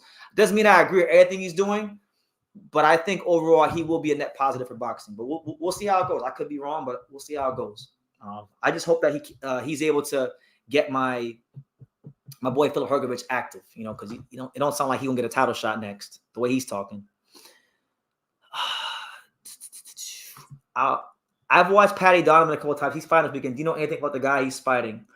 Patty Donovan. Now, Patty Donovan, I'm probably getting him confused with the other. There was another Irishman named Donovan, Eric Donovan, who fought Rabisi Ramirez. I'm probably getting him confused with him, but I'm not gonna say I know too much about Patty Donovan, so I'm gonna say no comment on that fight, David. I don't know a whole lot. But David, February 17th, Eduardo Sugar Nunez versus Shavkat Rakhimov. That's one of the fights on the schedule. I did a video on that today, actually. It'll be out probably tomorrow, I think.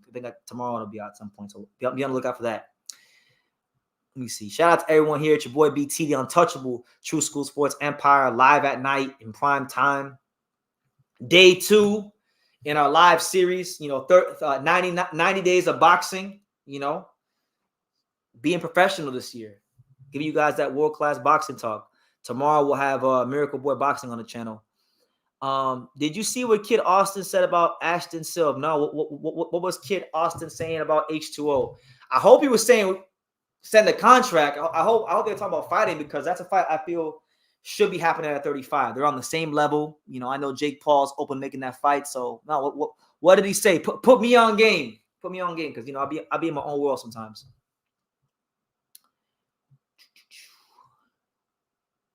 Who else we got? Nah, he does. Koki. Pete Dobson works extremely hard. I've actually had a chance to watch him spar twice for this camp with Conor Benn. I was there for his first day of sparring, and I was there for I think it was a week after. So I've seen him spar 2 times, and I could definitely say he's getting in better shape for the fight. And I think he's gonna listen. Conor Benn would be foolish to overlook him.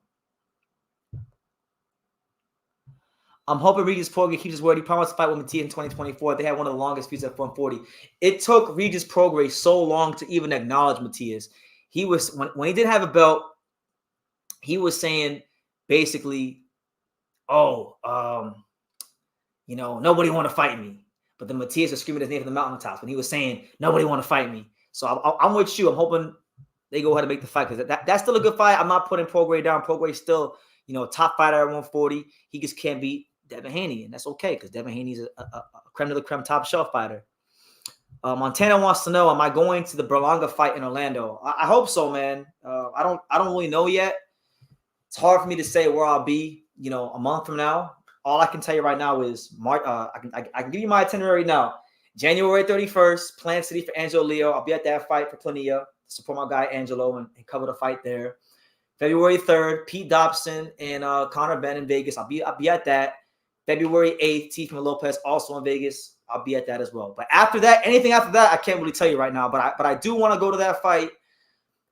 I'm not really so much excited about Berlanga's fight, but the undercard, I gotta give the people credit. They put together a great undercard. Andy Dominguez versus Yanky Rivera, great fight, And then Jonathan Rodriguez versus Antonio Vargas, another great matchup. That's a WBA eliminator. So the winner of that fight is the mandatory challenger for the winner of Takuma Inoue versus Joe Nakaz. So I would love to see that card in person. I did apply for a PES pass, so we'll see what the fine folks at Matchroom tell me. If they give me the green light, then the answer to that question will be a yes, but I haven't received any word yet. So that's where we're at with that. Next Gen Combat says, he said he don't think he's ready, he'll be ready last. He's seen him. He was playing football. Who are you talking about? BT, when are you going to stop moving the goalpost for David Benavidez? He beats that wannabe Mike Tyson. He's not here for a long time at 168. I mean, what goalposts have I moved? All I've said is I want to see him move to 175. That's been the main goalpost for 2-3 years now. Can he just move to 175? He may not fight the winner of Better Be at Bivol. That's okay. I just want to see what he looked like fighting guys closer to his size. I gave him his credit. He beat Caleb Plant, who's a damn good fighter. He beat Demetrius Andrade, who's a damn good fighter. He had a great 2023. There's no denying it. It's just Are you gonna really sit here and chase Canelo? Are you gonna really sit here and just waste away valuable time and energy chasing Canelo? Because Canelo conduct David Benavidez to the end of time. He's got everyone from 147 to heavyweight wants to fight Canelo. So my thing is, if he don't want to fight you, it's not gonna happen. And that's just how it's gonna be. You can talk, you can say everything you want about the legacy talk and this, that, and the third, but we know Canelo's MO. You know, he's probably gonna fight Charlo. And he's going to say, you know, yeah, Charlo is a champion. And then the Canelo fans are going to say, you haters said he wouldn't fight Jamal, and he's fighting him now. So what do you got to say now? It's going to be a bunch of bullshit. So expect it. You should expect this with Canelo. Don't be surprised. Shout out to my main man, 50 grand. Pro Box TV's very own, Daniel Rubin, my guy. Hope all is well with you, champ.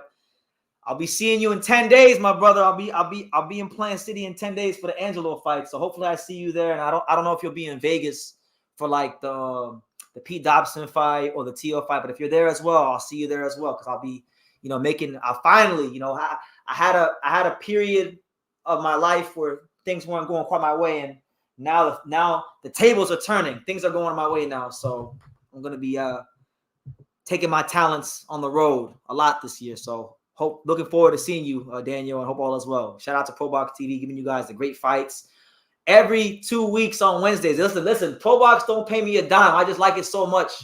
I like their car so much that I gotta plug Pro Box every time I see Daniel, because they do a great job, man. They promote boxing like it's an actual sport and not just some garage sale. Like Dana White says, a garage sale where everything must go and they're doing a half-ass job promoting. They really do the sport some damn justice. So that's why I always shout out Pro Boxing. As long as they continue to give fans great fights and great value, I'll continue to shout them out. So shout out to Daniel. Mexican Boxing Number 1 says, David Picasso is the next star from Mexico. Look, man, I've seen some highlights of David Picasso. I've been hearing his name a lot. I gotta really sit down and watch David Picasso fight. And maybe that might be one of my next videos I gotta do, because, you know, he's really making some noise. I know who he is. So shout out to David Picasso. He says, I want a live boxing debate back and forth between Haro and BT. I'll put money on Haro. You know you won't. Haro will listen, me and Haro debate every time we're on the phone. And don't get me wrong, like Haro be making some good points sometimes. I can't hate on Haro. But I'll pack Haro up. He don't want that smoke.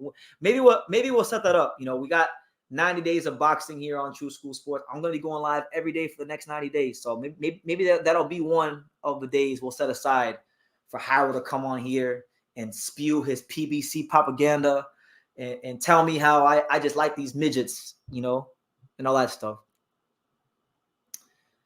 Let me see. He says Canelo Andrew was chasing Canelo and had no problem with that, even though Andrew would never get that fight.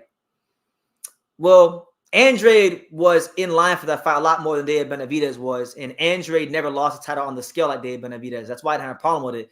But David Benavidez lacked the professionalism to keep his belt, which is why Canelo just picked off every last belt at 168 within a year's time. Was like in a year, 18 months, and became undisputed. So it's slightly different, but I get your point. I get your point, Harold. He says, y'all applaud Ducks and criticize Warriors. Who are the Ducks that we applaud? And who are the Warriors we criticize? Because I love plenty of Warriors. I think it was 11 months. It was 11 months because he fought.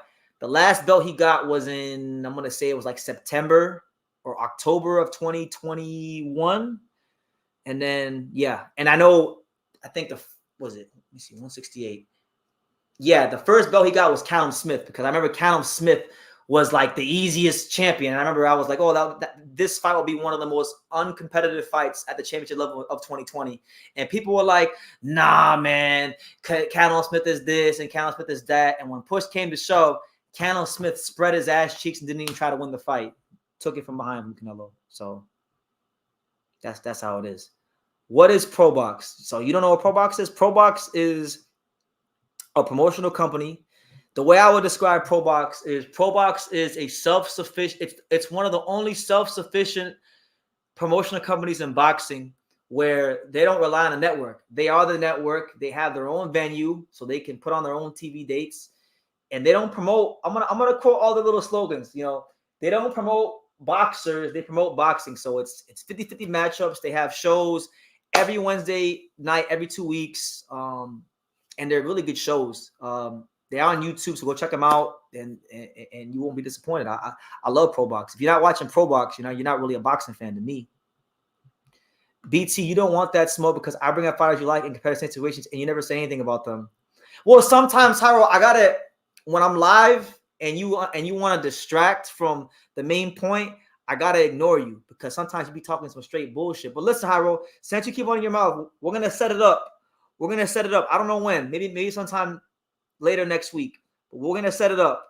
All right. I'm gonna set up a whole hour for you, Hyro, to come on here and spew all the nonsense you like to spew out the side of your mouth, and we're gonna see. We're gonna see. You know. But I look forward to it. I got a lot of love for Hyro. Hyro keeps me sharp. Let me see. Speaking of ducks, have you heard the recent Matias interview in Spanish? Matias confirmed that his team reached out to Bill Haney for a meeting in Arizona, and Bill declined to show up. Listen, man, I haven't seen that interview, but I know that Bill Haney, and I love Bill Haney. I know Bill Haney subscribed to the channel. Shout out to OG Bill Haney. Hopefully, I see him in Las Vegas when I go. But Bill already got off to a bad start when he said, "Oh yeah, I called Peter Khan and I try to make the Matias fight." When Peter Khan don't got nothing to do with Subriel Matias. I know Peter Khan personally. I got Peter Khan's number in my phone. Peter Khan, I know Peter Khan's whole stable, every fighter he represents, inside and out. Subriel Matias ain't one of them fighters. He has a lot of Puerto Rican fighters, but he's not. Subriel Matias ain't one of them. So, yeah. I'm actually ready to get rid of Pro Box after I bet on a 147-pounder to knock out a junior welterweight. A guy who you still mad about that? You still mad about Fergus Rojas? He says it wouldn't be fair. All your subscribers are gonna go for you. Can I get your core? But you listen, Hyro. You can do whatever you want.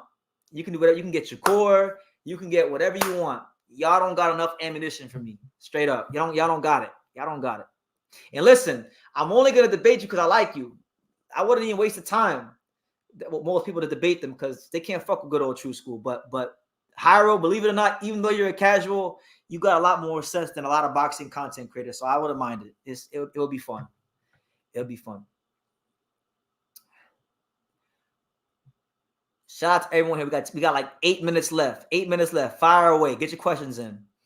Yes. Pro Box is on YouTube. If you just go on, type in Pro Box TV, they got like 80,000 subscribers or something like that. So go check them out. That boy David is heated. He said he's very mad. He said he's big mad about the whole Fergus Rojas fight. He was saying Canelo's first title was Rocky Fielding at MSG. That wasn't the real title. That was a regular title. And that was like he was testing out to see how he does at 168. His first real title wasn't until he beat, whatchamacallit, Smith. Because then what? Plant had the IBF. Billy Joe had the maybe you're right though. Maybe he did have the full. Maybe I'm wrong. Maybe he did have the full belt. Do you think Shakur is capping about giving Edwin a rematch? No, I don't think. I would. I think he would get Edwin a rematch. And the thing is, I know Shakur Stevenson's contract is up, and he's already been kind of hinting that he's a free agent on Twitter. So I wouldn't see. I could foresee him in the next 18 months giving Edwin a rematch. Now it might be to our detriment. It might be to our dismay. It may be a repeat of one of the boringest fights of all time, but I could definitely see him give a Matias rematch. Or not Matias, Edwin De Los Santos rematch. He says, you like Pro Box because it's free. I actually, when Pro Box first came out and it wasn't free, I actually paid for it. It wasn't even that much. It was like $3. I was like one of the first ever Pro Box TV subscribers. So, nah, I actually invested. It wasn't a lot, but I put my hard-earned money into Pro Box. Stop hating. Kelvin Davis lost his last fight on Pro Box, and the judges gave him the fight. Brandon Glenn, David Light match was a robbery. They nearly cheated the guy out of his knockout against Gutierrez. Look, man, Pro Box is still boxing, so you're still going to get some fuckery. You're still going to get robberies. They can't control that part, but they put the fights on. Fighters fight them, and I would say even if there is corruption, there's the least amount of corruption in boxing on pro boxing, even if there is still, notable amounts of corruption. It's just how it is. Boxing is a corrupt sport. So there's going to be gift decisions. There's going to be guys who get the gift decisions, but I like pro box. They put on the fights. You know what's crazy? It's crazy bringing it up, right? Because I got a video coming out about this too. Adrian Broner magically popped up in the WBC rankings at 15. And this is like 2 weeks ago. And then like 2 days ago, I went to go check the rankings, and Broner magically moved up from 15 to 12. So Adrian Broner, without even fighting, is moving up the WBC rankings. We know Devin Haney is the WBC 140 champion. And now Mario Barrios isn't even in the WBC rankings. So don't be surprised if Devin Haney pulls that one out of his behind. Straight up. Jairo is a pressure fighter who's going to overwhelm you because Jairo does bring facts when it comes to... Okay, he can bring whatever he wants. It's not going to matter. We don't control the judges at Pro Box. They are from the foot. Exactly. Like Daniel and Gary Jonas and them, they don't do that. That's the commission. I don't know the guy's name, but they got that one black dude with the bald head and the glasses that I always see at all the fights in Florida. They got him. They got the one girl, that black lady who's the referee. They do all that, man. Pro box ain't trying to do all that. I mean, there's corruption in boxing. I do think that is a thing, but I wouldn't say it really happens at that much, if at all, at pro box in comparison to, like, the top ranks and the match rooms and all those companies. I thought Brandon Glenn won that fight too. I thought Brandon Glenn won that fight. Make no mistake about it. It wasn't a great fight. Like it underwhelmed severely, but I thought he won. And it's unfortunate because then he fought Sozlan Asbarov. He lost that fight, and yeah. Such is life. Such is life. Some guys just don't get the luck of the draw. PBC will ride the Matias hype train like they do with Tank. What hype train? PBC doesn't even box Matias in markets and cities where there's actual Puerto Ricans to support the guy. He hasn't boxed in New York City, as the headliner. He hasn't boxed in Kissimmee, Orlando as the headliner. They haven't brought a fight back down to the island. What hype train is there? The only hype train he has is this little bubble, this little niche bubble of the YouTube boxing community. If it wasn't for the YouTube boxing community, Subriel Matias would literally have no hype. He would have no clout in boxing. They would just completely overlook him. Coach Panda said, if it was up to me, I'd pick Barbosa next. Well, yeah, because Barbosa is probably the easiest guy to get in the ring. Haney's not going to want to fight him right away. And these guys, they don't want to fight Subriel Matias right away. The money ain't right, and that's a dangerous fight. David said, do you think Nigel Lopez is a good prospect? He went the distance with the bum because of his poor little jaw. Glad I didn't bet on him to get a KO. To answer your question, not only do I think Nigel Lopez is a good prospect, I think Nigel Lopez is one of the best prospects in boxing from the USA. I think Nigel Lopez isn't being talked about enough. I think Nigel Lopez is going to be a world champion. And let me tell you something, David. I've known who Nigel Lopez is probably even a little bit longer than some of the people at Pro Box. Like Nigel Lopez, maybe I'm wrong. Maybe they knew him before I did, but I met Nigel Lopez in the summer of in the spring of 2019 when he came down to do a sparring session in Stacey McKinley's gym. And back then I knew he was different. Back then, I mean, he was a 75-pounder sparring heavyweights, beating the crap out of them. Professional heavyweights with 20 pro fights, beating the dog shit out of them. Flashing really good hand speed, outside boxing skills, mid-range boxing skills. And back then, I said, you know what? This kid's got something. And every time I've seen him spar, every time I've seen him fight, he continues to validate everything I think about him. So when I think about the next generation of 168 to 175, I think about Nigel Lopez. These guys like Morel and Benavidez and Pacheco and Darius Fulgham and all these guys, Atif Overton, make no mistakes. Let there be no ifs, ands, or buts about it. They're going to have to come see, Atlanta's very own Nigel Lopez. You're talking about the fight against Kalani Wheeler, which to me, Kalani Wheeler was like a 7-3 fighter, but Kalani Wheeler had been put in there tough. He gave Ronald Gavril a tough fight. I think that fight actually answered more questions about Najee than, those are the kind of fights that a lot of these guys, like your Floyd Schofields and your Ashton Silves and the lower weight classes, I'm waiting for them to get a fight like that where they fight someone that can test them, and they show me that when they're put through the fire, even the slightest bit, they can pass. Now, Najee had that fight, and now Najee's better because of that fight. So mark my words. I've said it a long time ago.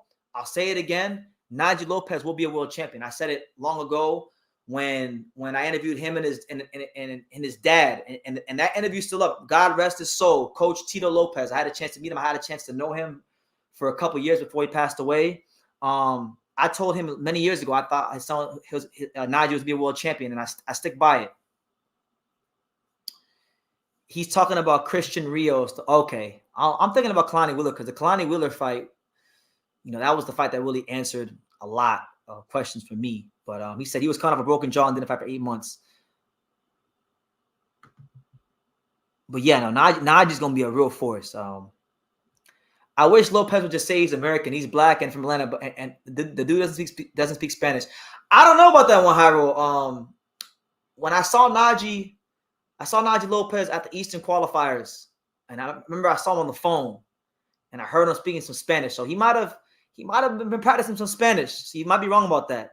Don't pass judgment on the Puerto Rican brother. He was a Puerto Rican Olympian,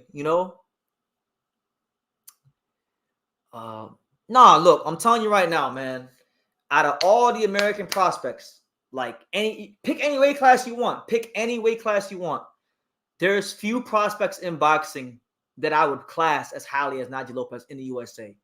There's no fighter, very few fighters that have his blend of size, speed, punching power, toughness, athleticism, boxing IQ, pedigree, meanness. I mean, he just has, he's very well rounded, and so because of that, I think he's to be champion. And I think Coach Mark, the fine folks at Pro Box, they're doing a good job moving him. He's now getting some good sparring with Edgar Berlanga. Iron sharpens iron. I'm telling y'all, mark my words. I'm not telling you guys anything that I haven't told him or haven't said these last 5 years I've known him. So Prograis and Taylor ducked Matias in 2019. It's not Matias' fault. The so-called undisputed and top guys don't want to fight him. You know what? I'm going to go back and I'm going to go look into that because, to be honest with you, you're probably right. But I don't remember really hearing much about Matias and Taylor. But I'm going to go back. I'm going to go look because I don't remember. I don't remember that. He's fighting early March against him. Okay. So Najee Lopez versus Marcus Escudero. Good fight. I know Escudero had that fight. What was it, 2020 or 2021 when he fought, the guy's name was George. Was it Joseph George or Donovan George or something like that? That was the one fight where he was outboxing him. Escudero was a tall, long Argentinian, and George just knocked him the hell out, beat the brakes off of him. I would love that fight. That's a good fight for him. That's a good fight, good little step-up fight. I know Escudero was trained a lot in South Florida, fought on some of the local shows out there in Delray Beach, so that's a good step-up. We'll see how it goes. Emiliano Vargas is going to fight on the TO card. So is Abdullah Mason. Yes, he'll be on the card. And hopefully, look, down the road, that could be a big fight because that's a fight that they need to look to go ahead and make. But shout out to everybody here. It's your boy BT, the untouchable True School Sports Empire. I'm actually going even longer than I said I was going to go. You know what? I'm feeling so good right now. Let's just keep it going for like a couple more minutes. Get your questions in. Hit the like button, subscribe, super chat, all that good stuff. We're here. Day number 2 in our 90 Days of Boxing live series. Tomorrow will be live. Later today, I should say. We'll be live again. So definitely go ahead and stay tuned for that. We'll have a Miracle Boy Boxing on tomorrow night with us. Matias was a mandatory for Taylor, but before Taylor vacated, I remember that. Yup. You're right. I remember Josh Taylor. He was dropping them belts like pennies after the Catterall fight. So you're correct. Good point.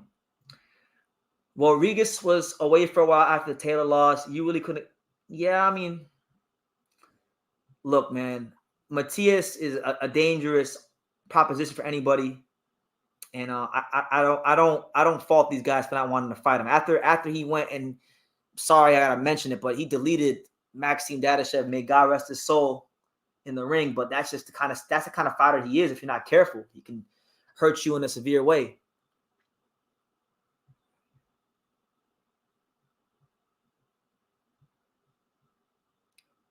Man, y'all going ham in them comments. He says Matias. This guy's name is literally Matias Kills Haney. I never bought the Regis hype. Kambosos is C level. Regis is C level. I don't think Regis is B level. Regis is not a C level fighter. Kambosos, I would say Kambosos is a C plus fighter. On his best night, he's a solid B. I think like when George fought, when he was in the company, he was fighting the guys like Mickey Bay, Lee Selby, them kind of guys. He was a B level fighter. David says, I gotta get up at 4:30 in the morning. Hopefully you can do some of your lives a little early in the night but I can't. Yeah. Tomorrow I'll be live at 8 p.m. Eastern. So it'll be a little earlier tomorrow. Tuesday, I'll be live at 4 a.m. in the morning for Kenshiro. And then I might be live Tuesday night for an interview, but I'm not sure yet. I don't have confirmation on my Tuesday afternoon or Tuesday night interview. So once I get confirmation on that, I'll let you guys know who I'm interviewing on Tuesday. But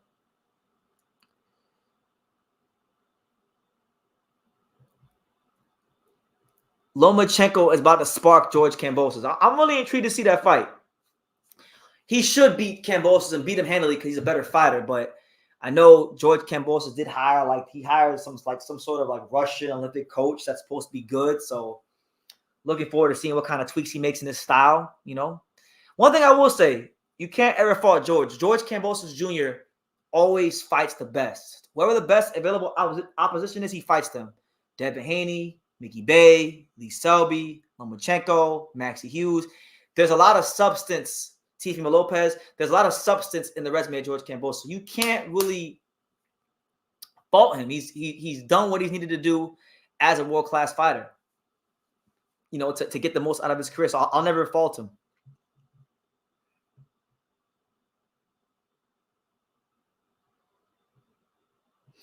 Who will Hitchens fight next since Catterall negotiations are over? Well, hopefully he go ahead and he can fight Ergashev. I know Ergashev is looking for an opponent.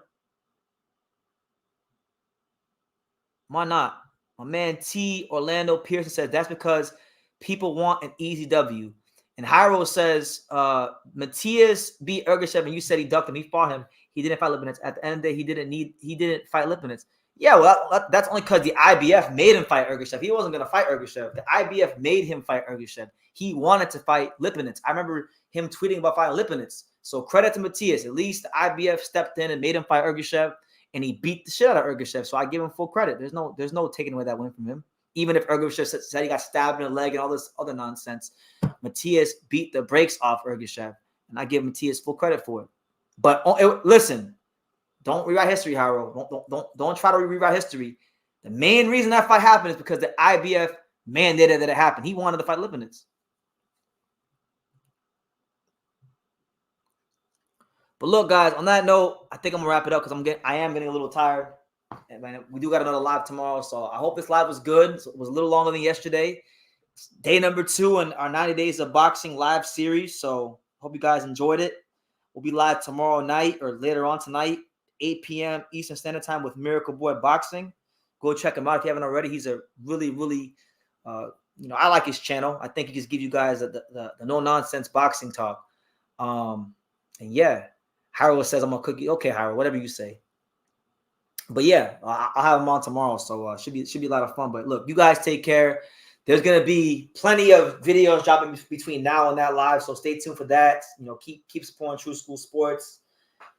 A lot of big things on the horizon. I'm so excited about the end of this month, the beginning of February. You know, my birthday's coming up on the 11th, so it'll be a lot of fun. But you guys take care. Kenshiro live fight reaction on Tuesday morning, so should be a lot of fun. But you guys take care. Be blessed, and like I say in every single one of these videos, you can love me or you can hate me, but I'm just a kid from dang it. So until next time, take care, guys.